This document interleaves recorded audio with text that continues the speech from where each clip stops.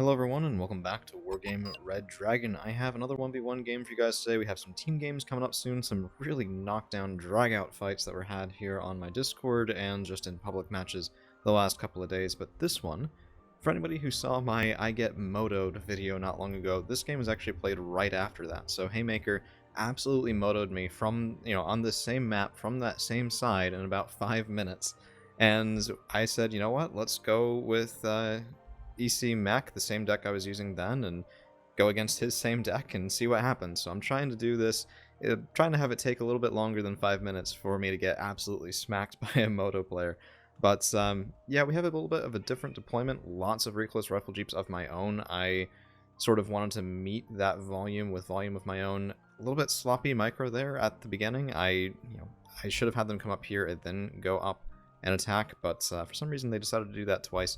Probably a little bit of a sloppy, hold down shift for me or something like that. But we are meeting Haymaker's push here, and we've got a lot of stuff. And the difference is I'm backed up by AMX-10 RCSBs. These guys, of course, have, decent AP and are wheeled very fast. And yeah, we're taking out a lot of stuff. This time I only have one Pgren, not even 90, over on the right-hand side. And unlike last time where I tried to push up into Alpha, right now we're dealing with the threat in the center. And we'll come in for something after that later on. Now here, I will say, this is probably one of the least lucky things I've seen in a while in terms of Wargame. And there's a Harrier GR7, my only anti-air on the entire board is a single AMX-30 Roland, 45-point base Roland. This is a bad decision.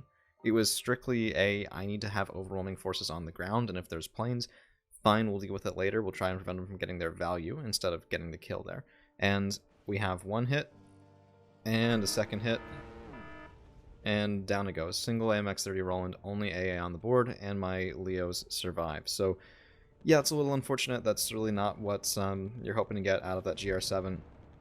It is a little bit swingy of a plane, but I really do like it. I think when it hits, it really does smack pretty well, especially for the points cost. So keep in mind as well, we are looking for the ADATs, because Haymaker's ADATs gives me all sorts of headaches many times. So this is where the ADATs is. I'm watching it right now. I have line of sight off of the Gazelle Canon that's sort of just chilling out back here, or at least was.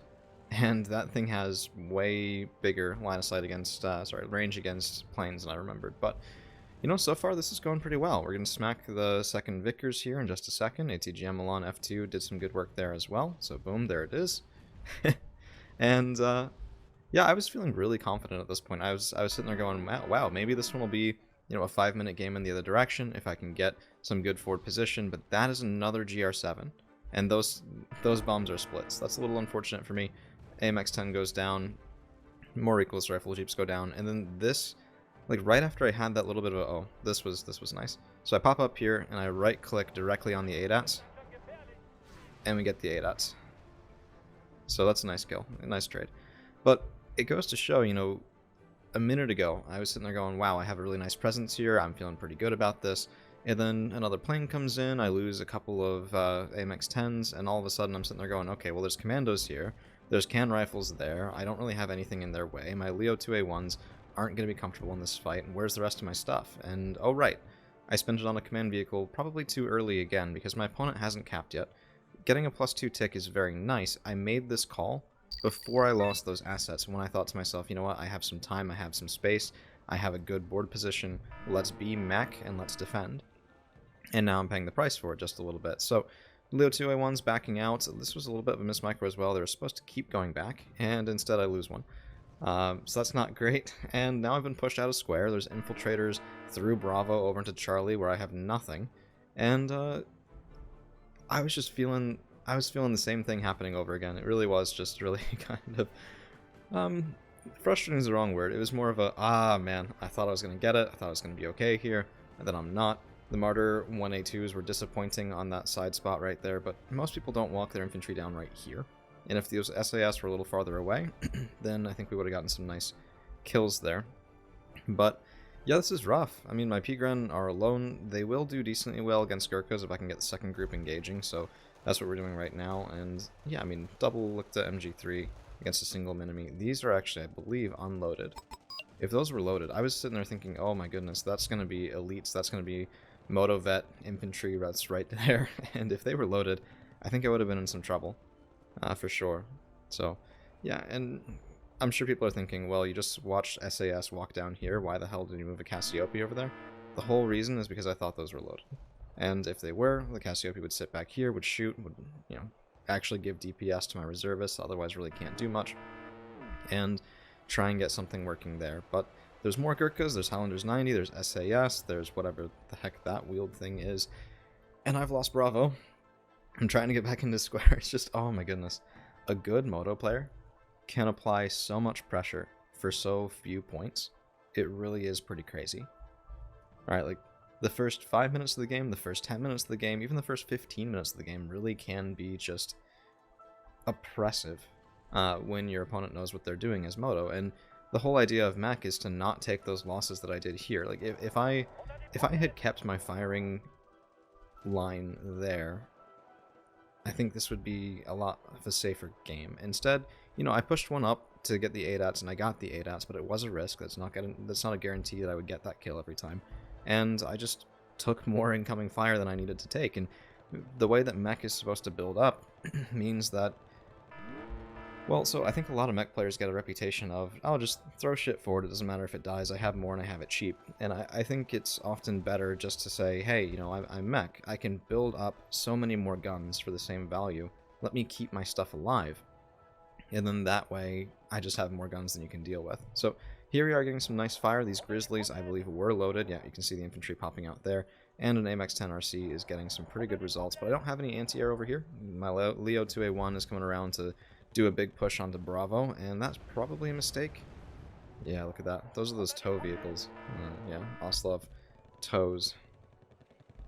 And then, you know, how am I supposed to defend against a push over there? I bought everything over on this side. It's just, oh my goodness. I really enjoy playing this game. There's always something to learn. Like, I'm a Brigadier General, I'm playing against a Colonel, and so far my opponent is dictating the entire pace of this game, and did for the last one as well, right? Like, yeah, I've got some good trading, but I'm very much responding to him instead of the other way around, so, man, it's fun. Yeah. Always move your AA, guys. Alright, KWS, a little bit of an impulse buy. I wanted to take out that Lynx AH7 as well, but I wanted to kill on the Harrier GR7, and I figured there's been enough bombing runs coming in here, and Commonwealth can do some pretty nice bombing runs. There's the F-111C as well. I figured it wouldn't be the worst thing to have a KWS just up, circling, and trying to take things out. The mistake that comes in, so we get the kill, and then I think that I evac, but I don't. So this KWS doesn't have any of its 3 AMRAMs, only has 3 of its 4 AIM-9Ls, and that's a Tornado F2 chasing. So what should have happened is as soon as I got the Lynx H7, I evac. And the Tornado F2 here doesn't have a good target, and, you know, would be wasted points, basically, nothing to engage with. But instead, I throw 140 points down the drain against Moto, and I'm really gonna feel it here, because this is 40 points. And how do I respond to this, right? Like, it's 40 points, I have the Cassiope, I have a 10 RC, yes. If there's anything behind this, though, you know, then that would be really difficult, and if I didn't have this sort of stuff here, that would have also just taken ground for free, which is exactly what the Wombats are meant to be doing in this situation. It's just, go forward, if you can get a kill, great. If you can't, that's fine. It's just a probing attack, that's it. So over here in Bravo, my Panzergren 90 have done a really nice job retaking this back. Reservists here just being warm bodies in this area. And then I'm trying to reestablish a good position in Bravo, at least a good enough position. So part of that is going to be using these 2 lines of trees. So there's some really interesting line of sight stuff you'll see in a little bit in this game, but try and figure out, I guess, oh man, detract, I forgot about this. Always look for these sort of advantageous positions where you can fire in, your opponent might not quite expect you to have that asset in that place, because that can get you a lot of value. So my 2A1 is just going to be trying to zone out this reinforcement line, as well as everything coming down into L Forest. And meanwhile, I'm trying to build the same thing. I needed resupply here for so flipping long, but I'm trying to build the same sort of zoning around here, and by doing that, just defending a radius around square to deny an attack that can come in there, to deny an attack into the bottom side of Bravo. That's the intention. We'll see if it works. But Panzergren 90 versus Commandos 90, it's not a fight that I want to take necessarily. It's working out kind of okay because of the fire, and because I believe these guys are actually in the open, and I'm drawing back to make them more in the open. So this is not forested ground, even though it says dense forest right there, it's open ground. I'm pretty sure anyway, and they don't get that damage reduction. So even just AMX 13s will do some really nice damage in.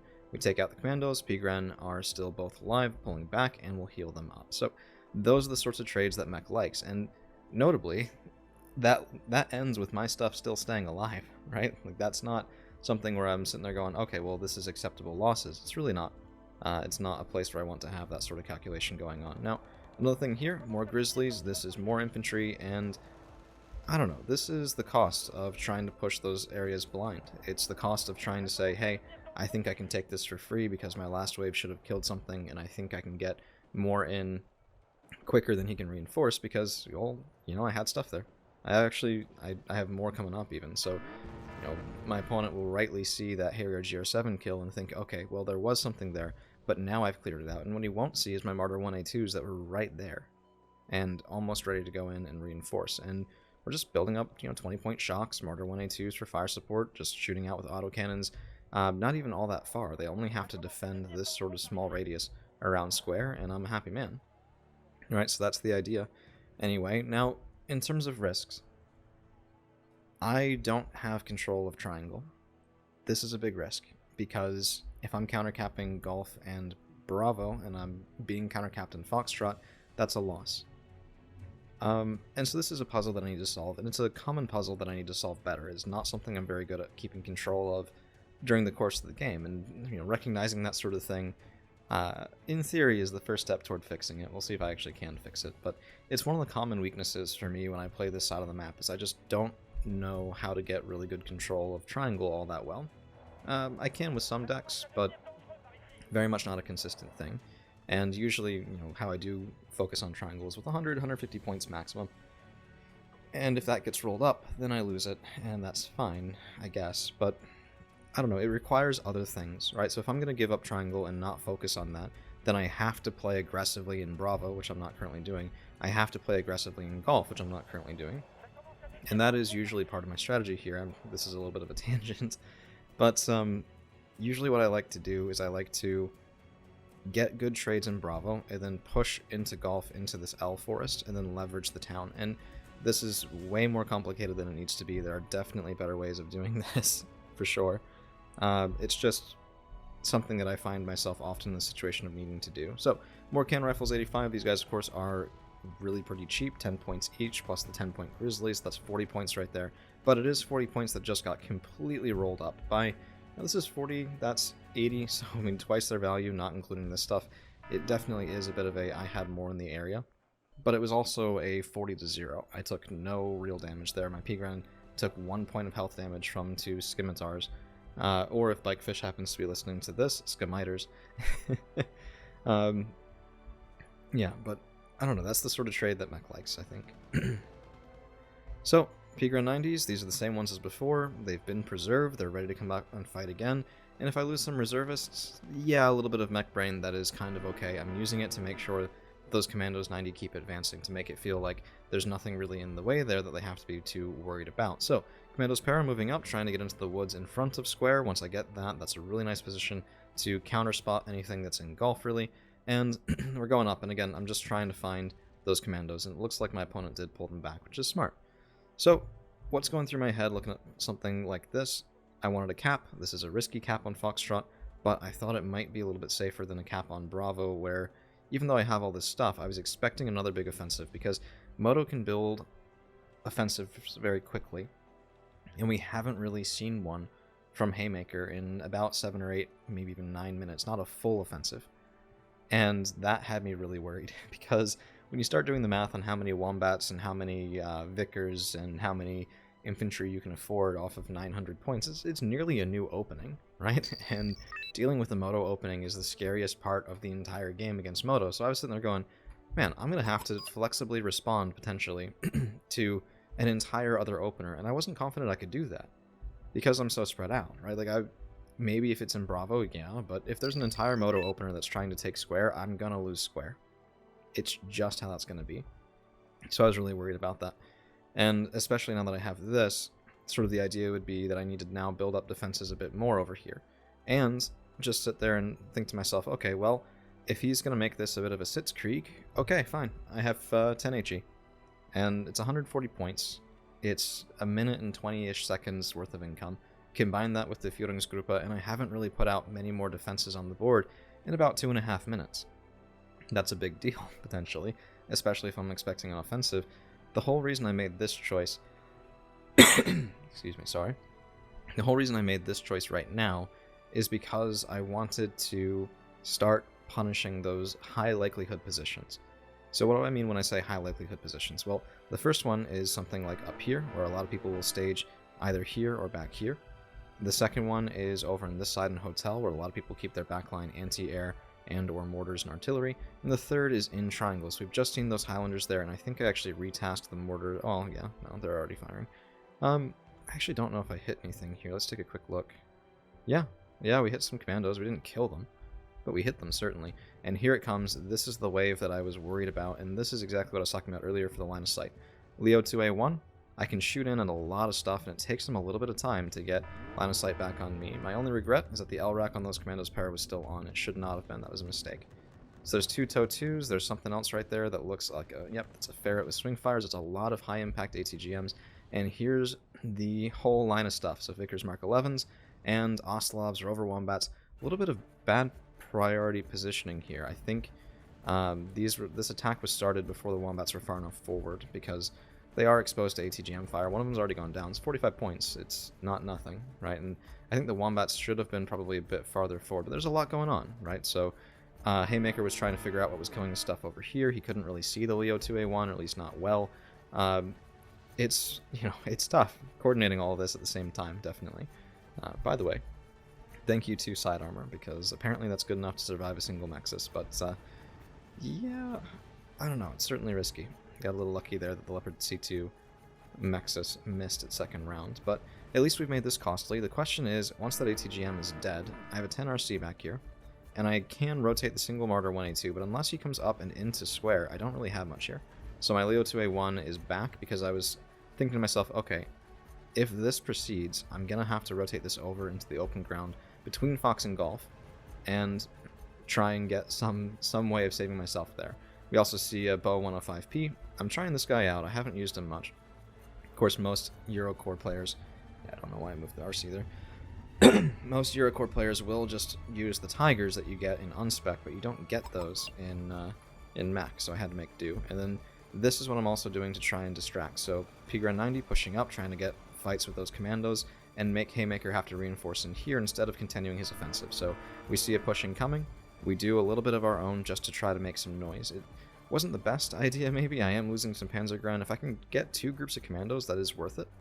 But this is not the clean trading that I had wanted earlier on. And actually, another unit that I'm just trying out here in EC Mech is the AMX-40. Now, hear me out. This thing has armor that's just really kind of embarrassing. 12 front armor for 80 points is horrible. But it's 19 AP power.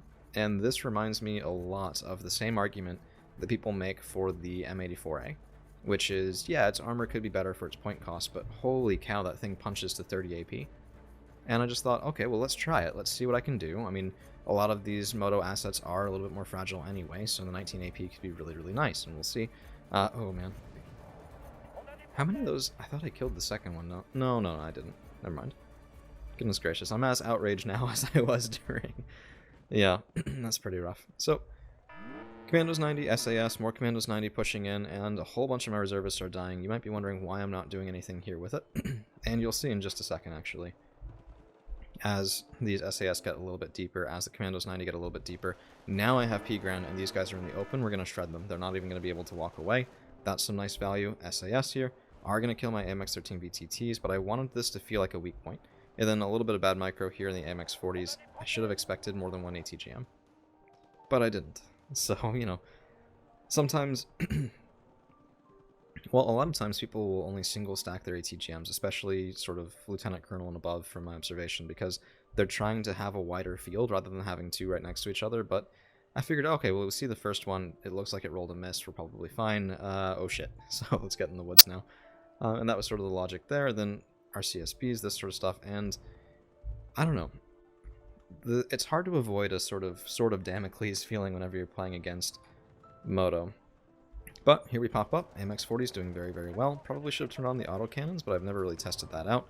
So we're just sticking with the main tank guns. We get kills on Gurkhas, and that works well enough for me. Yeah, man. I don't know. You guys can probably feel how it is getting, like, each one of those pushes still did have big impact, but compare this with the last game against Commonwealth Moto on the same map, where I just couldn't even survive the opener. And then here, sort of the same priorities were held by those different pushes. And here they just can't really make it quite as far. I mean, yeah, that's not great. I don't really have any recon here. I lost that. There's a C2 Maxis I should have pulled out before. But even then, you know, with all this stuff here, the first time that happened, it made it all the way up to this forest line. The second time, they made it all the way up to sort of these hedges. The third time, they're really just fighting over triangle.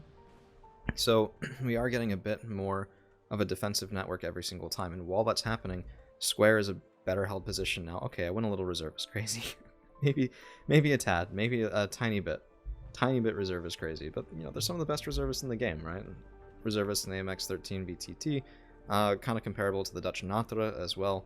And actually, last night I saw Finor kill 2 Auxiliary Picuds with the same individual unit of Natra, not a double stack. One single 5-point Natra killed 2 Auxiliary Picuds and landed 4 shots in a row. It was kind of ridiculous. It was really pretty goofy. Yeah. So here we are going to pay a little bit for that thinner armor. I was hoping to get them looking this way, then the Cassiope, that Guillant, can actually do really nice damage against armor if it gets close enough. But there's more SAS. It's one of the things, the prevalence of elite manpads like LSTR, Erikoziekeri, SAS, even if they're non-recon, they're just very, very dangerous. Is this my second one? I'm not sure. I don't think so. Goodness gracious. This is another reason that KWS dying really hurt, because that GR7 is just looking for a target. Just circling around going, yeah, we'll hit something eventually. F2 there, can't do anything about it. KWS is here, we go over, we pick up the F2, we scare off the GR7. That's a lot of points in the air. There's definitely a lot of points in the air. Right. 10HE firing more. I don't know, I'm looking at this now. Sorry, part of why I'm not saying all that much at the moment with it is I wasn't satisfied with how this went during, and I'm still not really. And yeah, I brought up weapon teams before. I had a Mistral here, it died. I had ATGMs there, they died. Sort of taken apart one by one, and then I needed them again before I could replace them in. So when that happens, a lot of the times it's insufficient preparation or buying priority. So I'm trying to figure out where I went wrong on that. And then just look, here it is. Again. Another big moto push, more Rover Wombats, more Vickers Mark 11s, and I'm still dealing with this. So I bought another KWS, trying to scare off these sorts of things, and I mean, this is a lot better. That's how that first engagement should have gone, my KWS just killing the F2. F2 is fine, it's not amazing, but it is fine. And yeah, I don't know. I wasn't impressed by the 40s, but here I set them up to fail. It's like whenever you're evaluating a unit, you have to evaluate whether or not it got a chance to really work in the environment that it should. And the 40 with that fragile armor, oh, by the way, Fielding Scupa for the win. With that fragile armor, I was treating it like it was double stack of Leo 2A1s, and I think that was part of the problem, because the 2A1 can take some fire from Rover Wombats and not really care as much, but 12 front? Yeah, no. 12 front, I mean, especially with the 45-point vehicles behind them, the Vickers Mark 11s, that's going to be really tough. So yeah, it was... I think I like the AMX 40 in this deck, in Eurocore mech, not in anything else, because there's better options. But here, I think I liked them while I had them operating where they were, you know, they're driving forward to something, using that 19 AP at max range to get good kills asymmetrically. And then here, I let them brawl, and they're just not a brawling tank. And so that's really more on me than it is on the unit. So here, we're having to fill out Foxtrot again. There's another push onto square again. We are, of course, 97 points to 0 here in terms of tick, and I'm happy with that. If Bravo gets countercapped, I think I could probably deal with it, just because of the 10HE artillery. It's a very nice thing there. And here, like, I started queuing fire on square force with the M110s as soon as those infantry got in, because, yeah, they were going to win that. 4 reservists and AMXs can't really deal with that, especially... You know, the whole idea there was to test out having the AMX 40s back there, having the reservists soak, and then the AMX 40s go up and punch. And when I lost the AMX 40s, there goes that position. There goes the whole logic behind that position, right? So that's kind of gone too. this is part of why I promise you guys that whenever you guys send me something and it's a community cast or it's a replay review, I promise I'm harder on my own games. I'm not just trying to be a dick. Even if it does sometimes come off that way, it's never my intention. Because, looking at that, I feel like I could have held this position, and instead I decided to test out some different units. And that's a different decision, but it's also the way that you experiment with those sorts of things and figure out what you like better, what you like worse, right? So some amount of that, it's the reason why I ask Haymaker for friendlies as often as I do, is he's a wonderful player, and if I lose trying something new, or if I lose doing what I think is really good, like I did in the last game where I thought, hey, I have this really good Patty Field opener, I'm going to try it with Eurocore Mech, we're going to, Eurocore Mech all over a Moto deck here, and it doesn't work, then hey, that's a lesson learned. And it's better to learn that lesson in a friendly game with a good player than it is in ranked where it costs you some elo. So that's the whole thought process there. Of course, we are ticking +1, and part of what I was hoping for as well is making it seem difficult. So part of this game, I think, is seeing if you can get your opponent to surrender, because not because the surrender gets you an immediate win, but because that sort of demoralization can make them also play sloppier. And a tick is a big part of that. So there are lots of people who will secure the board position first before they even get tick, because it's discouraging. Like, if I have all of golf, if I have triangle, if I have all of bravo, the person on topside Patty is pretty much going to surrender every time, because what the hell can they even do at that point? So people play over that board position, but once you're into the mid game, I firmly believe that what that changes into is getting tick, and getting tick before your opponent can deal with it, and making it so it's such a high amount that they think to themselves, okay, even if I come back here, how do I get enough tick to make it matter? Right? So often a breakpoint for that is around 150 with less than 10 minutes left, because that means that you start needing a +2. Not for the whole time, but for some of the time, and some of the time is often enough. So my opponent here knows I have Feeling Scrupa nearby, he's trying to push in, we get some good kills, we take some heavy losses, but I still have another 1390 here, so at least this isn't for free. And then the roving AMX-10 RCSB squad. I mean, this is not a sort of wheeled tank I use all that often. I don't play a lot of Eurocore. Famously, I hadn't ever touched it, and then, I mean, there was about a 3-week arc there when I was posting my rank games around the rank of Captain earlier this year. Wow, this year's almost over. But there was a time there where I played nothing but Eurocore, and even then I wasn't very good with the AMX-10 RCSB. That's why it got me sort of from Captain to Major, then I stopped using it quite as much. This is boneheaded. Gurkha's 90, well microed. Down go 2 Martyr 2s. So, I don't know, I still need to work on taking those wood fights, I think, a little bit better. So, F2, GR7, looking for that KWS, trying to get a kill there, but even if I trade into the Tornado 2 here, which I do, well, we've still killed 2 of them for 1 KWS. It's not great because of the greater context of the game where I've already lost my other KWS, but in a vacuum, trading 1 KWS for 2 F2 is fine, both in terms of availability and in terms of point cost, right? Because 140 point plane versus, what is it, 215 pointers? Yeah. So we're up on value there, and there's only 2 of them at Elite that most people take, so we're up on value there, and these recoilless rifle Jeeps just killed an ADATS. Yeah, beautiful. Beautiful, beautiful stuff. But hey, live by the recoilless rifle Jeep, die by the recoilless rifle Jeep. Turnabout is always fair play, and I think that was even another vehicle there. So these guys are at Elite now because they up vet so quickly. So that was really satisfying. I think oh man, Mistral. Yeah, this is gonna be the death knell. Really, because if you look at that, that was something like nearly 300 points lost to about 40 points of recoilless rifle Jeeps in a Mistral. So that's rough. That's very rough. It also means that Triangle is no longer safe to countercap. This fight, that could have been going much better, is at least going decently enough, and Haymaker's having to fight into the top of Bravo, and he will with that. Like, those infantry, there's nothing my reservists can do there, but we're just scoping it out. We're just making him have to fight farther back, and then my 10HE will fire in there as well, and all of this stuff will be pre-sighted because I know, well, I have corrected shot off the reservist, and I know this is where he's going. So that's the idea. It's going to run into a bit of a problem, which is not a usual problem that I run into, and I'll show you guys that here in a second, but lots of times when people are fighting back into the top side of Bravo, that's where they stop. And underestimating your opponent's intention can be a very hazardous thing, because Haymaker has zero intention of this. I think, rightly, he figured that with Triangle looking like it is, with Foxtrot push failing a couple times, he needs to sweep me out of Bravo entirely.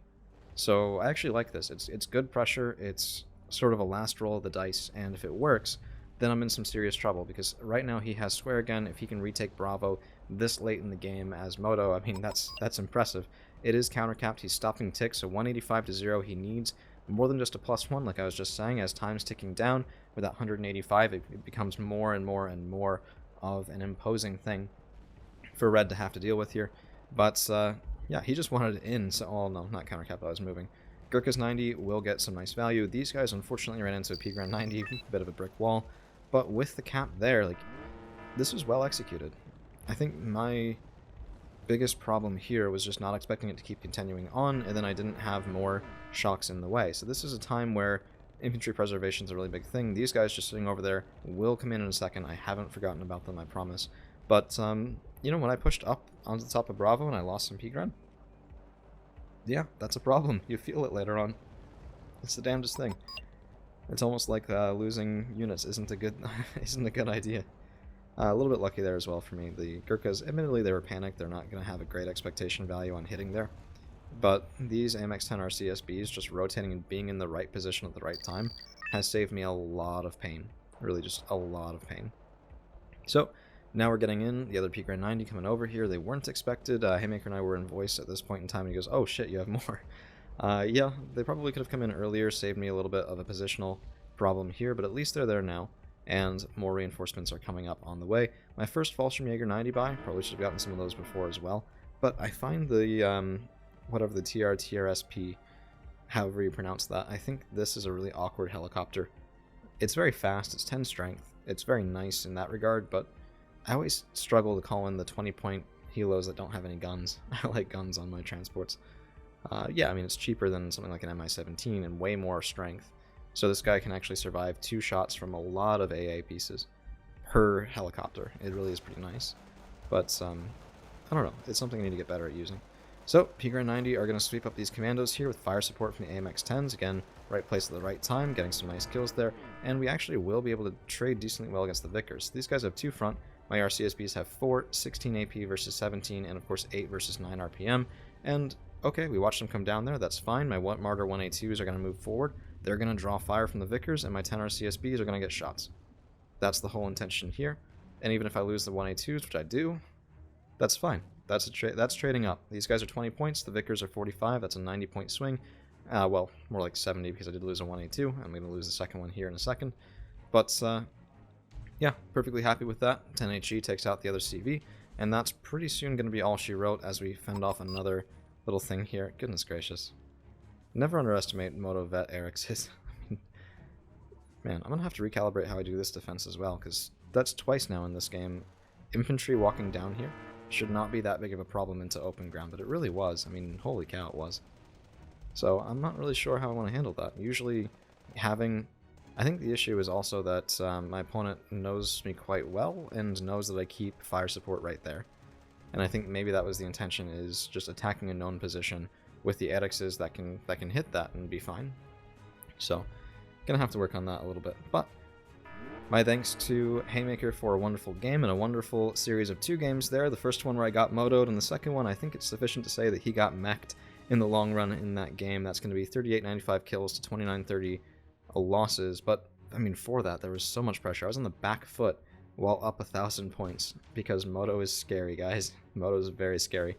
So, standout units, the ATGM Milan F2 over on that left-hand side. If only I'd kept him alive, he did very, very well for me. 3 Vickers Mark 11s and lots of transport kills, making it easier for me to hold square in the mid-game.